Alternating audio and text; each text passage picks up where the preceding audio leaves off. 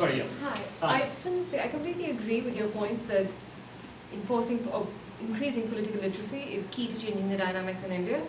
But I'd be very interested to know of some positive change that movements like this have brought about recently. Yeah, sure. So I think the positive change, in my view, the positive change is when people like, I want you to get elected. Today it can't happen.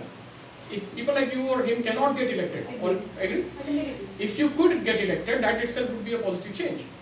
Do you agree? I completely agree with that. But I think the barriers, I know people who've tried that, who've Yeah. given up careers, successful careers, but to go back to India, and then they realize that the barriers to entry are just so high. Exactly. It's that simple. Exactly. So next week I will be posting. So you are right. This is this dampens the enthusiasm of most people and makes them wonder whether anything can change. But next week we have a few instances. We started, in fact, we've been brainstorming about this for a long time, and we came up with a few names. It's still very few. We probably have half a dozen. I can in fact tell you all the names right now. Half a dozen people who are really people that you want to be your leaders. Kind of people you want to be your leaders. I'll give 2 or 3 examples.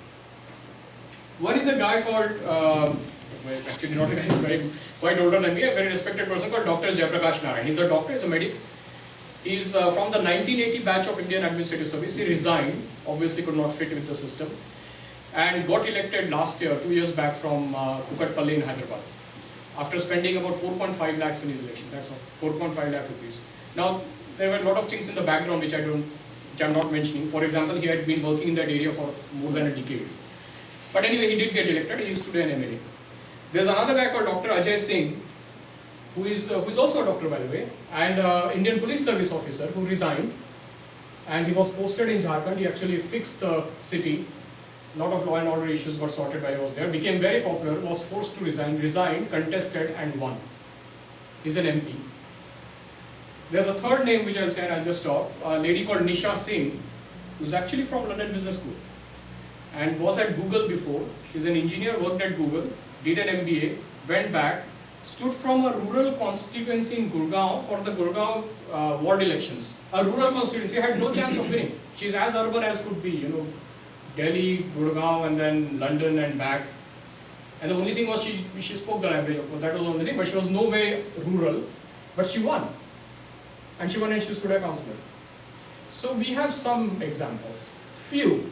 On the other hand, there are numerous who have failed, including Meera Sanyal, Captain Gopinath, and from Arun Bhatia from Pune, numerous. Okay, we can name hundreds of people. But that's okay, because it will take a long time.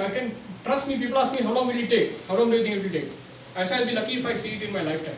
But I want to be sure that you see it in your lifetime. But unless we start now, it won't happen. It won't happen. This will have to be 1, 2, 1, 2, 1, 2, 1, 2, and then once. The other thing is, you read, probably all of you have read Malcolm Gladwell, Tipping Point. We are working and hoping and dreaming for a tipping point. But there's one thing like dreaming for a tipping point, another thing to be ready for the tipping point. And what I'm trying to do is to make you ready for the tipping point. Because if the tipping point happens, I want hundreds of you to say, I need you today, come and contest. We have everything ready. But that can't happen unless I plant the seed in your head right now. Yeah. I just want to say that I just think the system in India is kind of contrived.